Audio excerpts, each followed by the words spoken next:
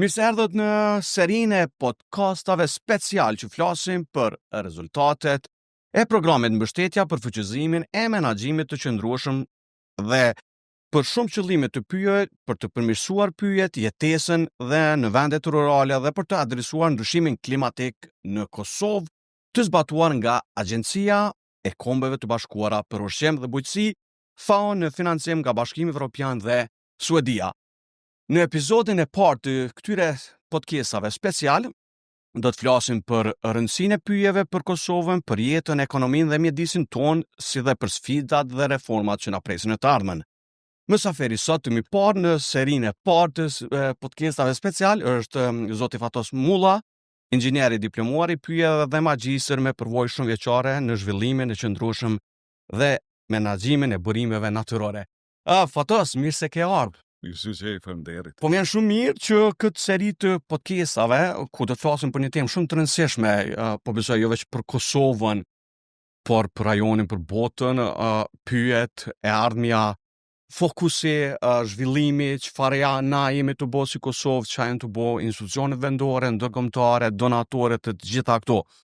Nashta më nis pak nga kjo perspektiva e parë për publikun, që nuk janë të fushës, një pasqyrë, le të themi kështu pak gjithëpërfshirëse.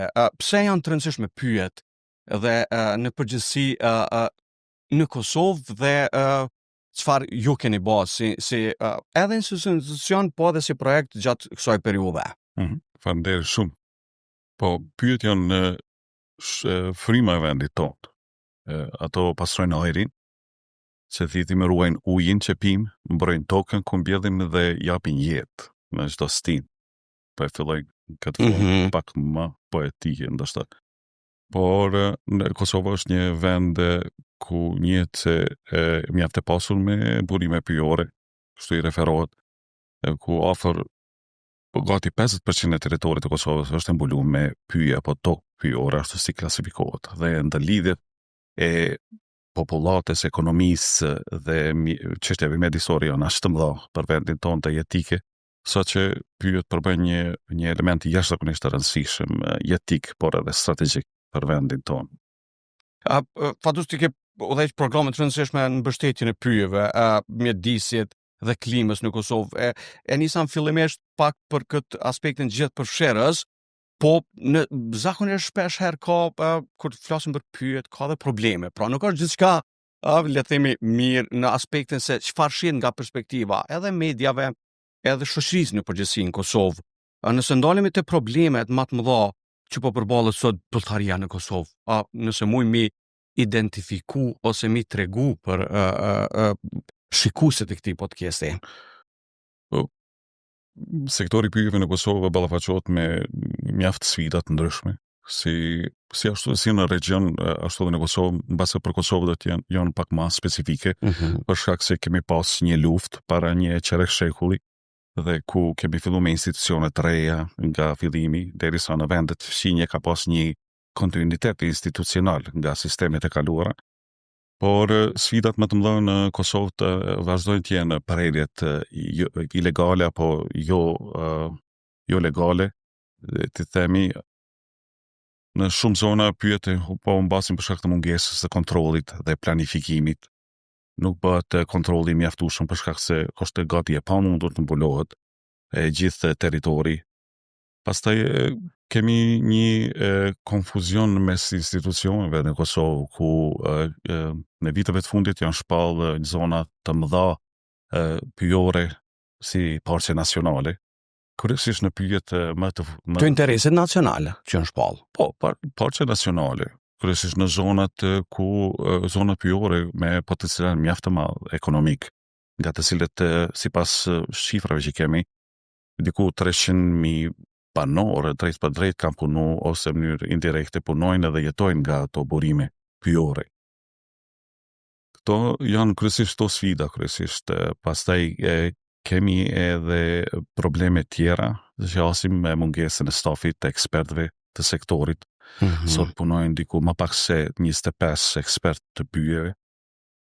Dhe në bazë të ligjit të kaluam kemi pas edhe një delegim të kompetencave nga nga niveli qendror në komunal, kryesisht në mbrojtje, dhe aty kanë hasur mjaft konfuzitet në menaxhim. Këto janë kryesisht mbi ka shurta disa nga sfidat që has sektori. Për të gjitha këtyre që përmende, natyrisht, ajo që tash si qytetar on fillimisht edhe por edhe si gazetar që përcjell gjatë temat ndryshme në Kosovë, natyrisht prerja ilegaleve të pyjeve, legale dhe ilegale me të drejtë, sepse ka edhe jo formale. Ka edhe jo formale, po. Klasifikohen sikur komplet ilegale, sepse mund të jetë fermerja apo bujku ka pyllin e vet, të cilën e përren, po ajo shënimet nuk barten në institucione dhe nuk dim sasia të cilat është nxjerr nga pylli ti privat, me cilin ka plotësisht drejt ta merr atë sasi. Po, dhe përmendi te kjo çfarë do të më thonë është që kjo si dykuri, si fenomen gjatë viteve të fundit, domethënë shpesh herë edhe në media dhe në publik diskutohet kur sezona e dimrit, si tash që na po shkojmë, kur ka një fokus pak më të madh, kur njerëzit kanë nevojë për ngrohje, vazhdon kjo prerja e gjitha këto. Dhe ka shumë zona në Kosovë dorën zemër të cilat edhe nëse i shohim edhe në raportime, edhe në raporte të policisë kudadione, ka zona specifike të cilat ka pas një prerje më të madhe. Tash projekte si kjo që ju keni zbatu gjatë këtyre viteve, kanë pas për qëllim edhe lloj vëdësimi, edhe për me arrit le të themi rezultate dhe reforma së bashku në projektet me FAO që keni organizuar, Bashkimi Evropian, shteti suedez. So ka arrit me pas le të themi edhe reforma për me ndihmu institucionet të Kosovës, sepse po besoj kjo është qëllimi mbi të gjitha. Po. Po tjetër, desha ta cekin në fillim se qeveria suedeze ka 25 vite që e mbështet sektorin e pyjeve në Kosovë. Dhe me një llogarit të parafort mund të themi se diku afër 20 milion euro janë investuar deri tash vetëm nga qeveria suedeze në sektorin e pyjeve. Kemi fillu nga projektet emergjente që kanë qenë vitin 99 deri në vitin 2003, pastaj kemi më tutje kanë fillu projektet ndryshme me për rritjen e arsimimit në pyje, trajnimit, dhe me tutje ka vazhdu edhe në mbështetje financiare të drejt për drejt, tani sfundi që nga viti 2019 punojmë në këtë projekt i cili ka shumë qëllime. Një për ta është të mbështetë të fuqizoj edhe institucionet që menaxhojnë me pyje në Kosovë, është i vetmi institucion që ka mandatin të menaxhojë është Agjencioni i pyjeve të Kosovës, i cili me të cilin kemi në përgjithësi projekti janë dhënë trajnime jashtëzakonisht shumë të mëdha kapacitete. Në nivel Kosove. Në nivel Kosove, Agjencioni i pyjeve operon nga Prishtina qendër, po ka dhe zyra regionale dhe tani punëson diku afër 150 dhe 180 punëtor të profileve ndryshme për fshirje roje pyje deri më lart, deri te ekspertët e pyjeve. Ata kanë marrë trajnime nga më modernet, kanë shku në vizita të ndryshme studimore jashtë. Ka pasur vizita jashtë vendit studimore, për me po shembuj konkret. Konkret se si menaxhohen pyjet, kemi pas në vende të cilët janë ballafaqur pak shumë me probleme të njëjta, me pyjet të shfrytzuara, të keq menaxhuara, me prerje ilegale o formale kështu me radhë. Si për shembull kanë shkuar në Turqi ku në dekadat e fundit aty është bërë një reformë e madhe në këtë sektor, dhe aty tani gjanat punojnë jashtëzakonisht shumë mirë, por edhe në vende tjera ku janë sistemet shumë më të avancuara, të cilët ndoshta nuk krahasohen me vendin tonë në këtë fazë. Po projekti po ashtu që vlen të përmendin disa nga rezultatet, sepse rezultatet janë jashtëzakonisht shumë të mëdha në këtë periudhë, është edhe digitalizimi. Ne kemi vazhduar një projekt të cilën e ka mbështetur qeveria finlandeze në vitin 2018 dhe ne kemi avancuar digitalizimin e pyjeve, sistemit të informimit të pyjeve, thirret Kosovo Forced Information System. Okej. Edhe i cili Nëse mund më ndryhy te digitalizimi ashta për me çka i bën digitalizimi, sikur po themi digitalizimi publiku, digitalizimi në reforma, në aplikacione, në të dhëna. Tani sigurisht nuk ka mundësi të futem në gjitha ato elemente, po është thjesht për me shpjeguar është se tani në çdo ekspert i pyjeve apo kushte që punon në pyje dhe ka përgjegjësi futjen e të dhënave, mundet me një iPad apo dhe nëpërmjet telefonit celular të dhënat e gjendjes së pyjeve, të cilën e ekzistuese, që janë për shembull në që e hasë në pyll, kur shkon. Po paraprakisht ne kemi mbështetë dhe projekti ka mbështetë edhe në përpilimin e disa planeve menaxhuese shumë qëllimore, që ka planet menaxhuese janë plane 10 vjeçare që i nevojitën sektorit, po ato janë vetëm plane në letër, të cilët sigurisht duhet të përcjellen, të bëhen me plane veprimi në vjetore, disa vjeçare, pastaj ato të ekzekutohen nga agjencioni dhe ekspertët e agjencionit pyjor të Kosovës. Diskutum të kjo pjesa e qëllimit projektit, analizës së projektit, situatës, po natyrisht gjatë kësaj periudhe po besoj që e ndon mendimin edhe me mund të njëjtë që ka pasur edhe bushllëshje në proces, që është normale, domethënë edhe në sektor jam të fol, te sektori pyjeve ka edhe bushllëshje të cilat i diskutohet si mungesa e inspektorëve, mungesa e kontrollit, koordinimi sa më i mirë. Po besoj ka edhe gjëra tjera që i keni vërejt në proces ose ka shumë mangësi projekti ka as në sfida. Sfida më e madhe mbet që 25 vite në Kosovë sektorit nuk i kushtohet rëndësi dhe prioritet të cilën do duhet t'i ketë. Kjo lë shumë për të dëshiruar. Akoma vazhdon e tillë. Si pasojë ne kemi një agjencion pyjor i cili sot nuk e ka fuqi që e ka pas për shembull vitin 2019. Kemi shumë pak staff, sepse shumica e staffit janë pensionu, nuk mund gjenden në ekspert të tillë për momentin, sepse ekziston një shkollë e parafort me pyjet, por nuk i plotësojnë komplet të gjitha kushtet për me qenë ekspert të mirëfillt pyjor. Pastaj agjencioni dhe si tillë ka dhe një buxhet shumë të mangët dhe nuk është atraktiv as për gjeneratat e reja. Dhe nuk ka pas ndryshime viteve të fundit ose më thonë një fat fokusi pak më të madh për me për fat të keq jo, se bile edhe buxheti ka filluar gjatë gjithë këtyre viteve sa është të zhvilluar ky projekt, të zvogëlohet në atë nivel saqë ka arritë të jetë shumë më i vogël se sa është buxheti i projektit për vit. Dhe këtu ka qenë disa probleme të mëdha që kemi hasë në këto vitet e fundit, që nga viti 2019 për shembull në këtë institucion, por edhe në Ministrinë e Bujqësisë, mendoj që është një ministri shumë e madhe, edhe agjencioni pyjor apo sektori pyjeve më mirë themi, është disi si në hije, sepse sektori bujqësisë normalisht ka shumë i madh, ka të bëjë me ushqimin, ka të bëjë me ujin. Me fermerët është shumë më i, ndoshta jo i rëndësishëm më të lartë, po është më me prioritet, se sa mund t'i shimbi pyjet, por kjo është edhe një si themi mangësi të cilët ne duhet rishikohet për shembull. Po, dhe rekomandim në të armën për institucionet për me fuqizu më shumë agjencinë e pyjet. Kemi tani edhe përgjegjësitë e fragmentuara apo të ndara, për shembull, parqet nacionale menaxhohen nga drejtoria parqeve nacionale tek Ministria e Mjedisit, derisa pyjet menaxhohen tek Ministria e Bujqësisë, dhe këtu flasim për një territor.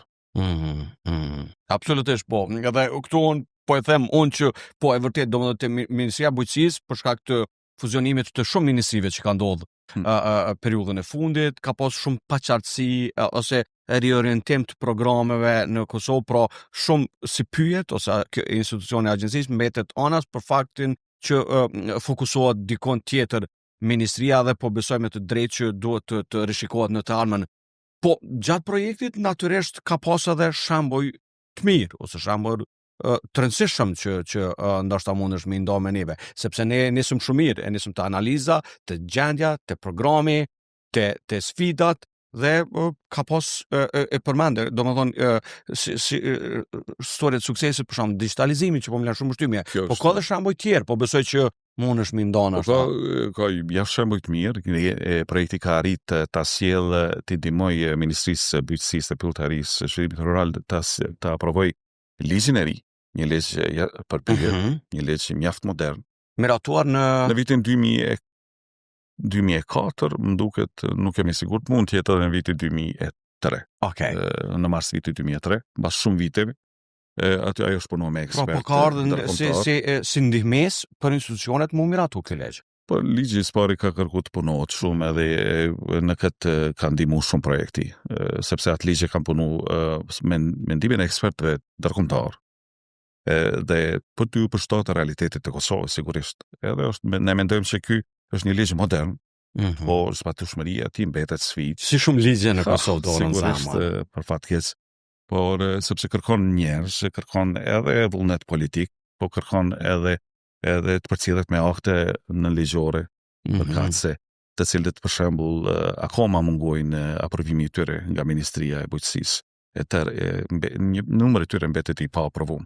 Edhe kjo has tani në mangësi, edhe në handicap të implementimit apo zbatimit të këtij ligji, I cili po të zbatoj plotësisht do të sillte mjaft ndryshime pozitive në vend. E përmende me të drejtë disa elemente që po du me diskutu, shpesh mungesa dhe përfshirja e ekspertëve në fusha specifike dhe të pyet është shumë e rëndësishme që pyet dhe institucionet dhe ligjet dhe të bëhen edhe nga ekspertët e fushës. Së është e domosdoshme për me kuptu jo për juve që jeni të fushës, po për neve që jemi të fushës që përfshirja e ekspertëve të fushës të pyet dhe të menaxhohen nga këta ekspert, por të ketë njerëz sa më profesional atë në të gjitha këto dikastere. Po për shkak të specifikave që I ka shkencat pyore janë shkenca mjaft komplekse, të cilët janë ndërthurje e shkencave natyrore, teknologjike. Mund të themi se është sikur gati e parafësisht e njëjtë me një bioengineering. Atë që ka bojnë inxhinierët e pyve është I shpejtojnë proceset natyrore. Atë që ka mund në natyra mund t'i merret 100 dhe 200 vjet, po inxhinierët apo ekspertët e pyjeve mund t'i arrijnë ato rezultate për 50 vjet apo disa dekada pak më shumë. Për shembull, në qoftë se duhet I trajtojmë specifikisht disa pyje për industrinë e drurit, ne duhet I kemi analizat e tregut nga industria e që ne pastaj ti trajtojmë ato në atë formë që pas disa dekadave ato mund të sjellin një dru cilësor dhe që kërkohet nga industria e drurit për shembull. Nëse është për dru zjarri, atëherë kërkon një trajtim shumë specifik, do të thonë shumë gjëra tjera, të cilët trajtohen në bazë të disa rregullave shumë të strikte nga lëmia e silvikulturës. Dhe këto këta ekspertë trajtohen me vite të tëra në fakultete të veçanta pyjore dhe janë kryesisht shërbejnë në këtë sektor. Pra kjo është rëndësia pse duhet të jenë atë që rëndësia pse duhet të jetë një ekspert pyjor I mirë I trajnuar nga sistemi arsimor ekskluzivisht që quhet fakulteti pyjeve. E përmende që shumë organizata ndërkombëtare, institucione, shtete të ndryshme janë të përfshira në projekte të ndryshme në Kosovë, po në këtë rast të pyet. Dhe roli dhe rëndësia e tyre është jashtëzakonisht e rëndësishme qoftë në ndihmesa, në trajnime, në ndihma, në këshilla, në krijimin e ligjeve. Dhe nëse marrim në përgjithësi projektet ndërkombëtare si FAO, ndihma që vjen nga shteti suedez, qeveria suedeze apo projektet e SIDA-s në kaluarën dhe tashmen dhe të bashkimit evropian në përgjithësi, janë të rëndësishme për Kosovën, për një vend që synon të jetë pjesë e procesit të bashkimit evropian dhe strukturave integruese nesër. Të përgjigjem fillimisht mund të them janë të një rëndësi jashtëzakonisht strategjike. Thjesht pa I plotësuar disa kushte të cilët për shembull aki kapitulli 27 është një nga sfidat jashtëzakonisht shumë të mëdha për shtetet të cilët synojnë antarësimin. Tani pse shtetet si Suedia mbështesin sektorin e pyjeve, sepse Suedia e njeh rëndësinë e pyjeve. Ata thonë se ne prosperitetin ekonomik të cilin e kanë tash, kanë falë sektorit të pyjeve, I cili akoma mbetet një ndër kontributantësve më të mëdha në ekonominë e tyre. Dhe duke njohur këtë rëndësi, por edhe aspektin mjedisor dhe shoqëror të cilin e ka pyjet, ata kanë shprehur vullnet këto 2 dekadat e fundit të më tepër të ndihmojnë këtë sektor, ngritjen e këtij sektori. Edhe në Kosovë, të parëndësisë edhe këtu ka një ndërlidhje jashtëzakonisht të madhe mes sektorit, pyjeve, burime pyjore dhe ekonomisë njerëzve, po ashtu edhe mjedisi që është shumë e rëndësishëm. Dhe në këtë situatë, përfshirja e qytetarëve shumë e rëndësishme. Sepse mbi të gjitha, kjo po bëhet për qytetarët, po bëhet për ta kuptuar, për pas rëndësi dhe gjithë përfshirjen e qytetarëve dhe rëndësinë se e keni parë në proces dhe çfarë mund të bëhet më shumë që ata të jenë më proaktiv në të gjitha ato që po ndodhen rreth nesh. Nëse më lejon, mund ta përmendi një statistikë. Llogaritë që një vend pune që sigurohet në pyje nga eksperti pyjor, mund të gjenerojë deri në 24 vende pune tjera, domethënë deri te shitësi imobileve në një dyqan. Kjo është rëndësia, domethënë ekonomike. Gjeneron vendet punës. Pastaj kemi edhe janë shumë elemente tjera, nuk janë vetëm direkt tek vetëm prerja e drurve janë edhe produktet e dyta pyjore, mbledhja atyre, është turizmi, edhe uji e kështu me radhë. Por tek ne kemi një njohuri jo shumë të thellë të pyjeve tek popullata. Kjo mendoj se është pak edhe na duhet një vedje më shumë. Patjetër, duke filluar sistemi edhe na mediat kemi dorën zamor që duhet të jemi gjithashtu më proaktiv dhe të kemi pak më shumë një fokus pak më të madh. Patjetër, gjithsesi, por mendoj që edhe duhet fillohet edhe nga sistemi arsimor, në qysh ka parashkollo, të ngritet vedia, të fillohet me gjeneratat e reja, të ngritet vedia pse është e rëndësishëm, dhe çfarë rëndësie ka pyjet, sepse ne nuk mund të kontribuoj vetëm një agencion në mirëmbajtjen e pyjeve dhe menaxhimin e pyjeve në Kosovë. Është përgjegjësi e gjithë popullatës, komplet të shihen ato. Pyjet janë pasuri kombëtare, kështu janë definuar në Konstitutën e Republikës Kosovës, edhe si e tillë përgjegjësia na takon gjithë neve, që ti mirë mbajmë, ti mirë menaxhojmë, kujdesemi për ta, edhe ti ndihmojmë institucioneve që merren me menaxhimin e tyre drejt për drejt, sepse fundja me 150 punëtor nuk mund të menaxhosh gafër gjysmë milioni hektarësh pyjesh dhe toka pyjore në vend. Kjo është pyetja jam e fundit në pjesën e diskutimit të serisë podcastave ku do flasim për pyetje të parë si mesazhi për fond. E përmendë shumë mirë, po du me ripërsërit edhe një herë, pyjet natyrisht shumë të rëndësishme, pasuri kombëtare, diçka që të gjithë ne e kemi pa dhe rëndësinë shumë të madhe, sidomos gjatë Covidit, kur kemi pas nevojë me dalë najr e në tokë e në male për shkak që ishëm mbyllën mrena, edhe cili kishte qenë mesazhi atë për fond te kjo sot.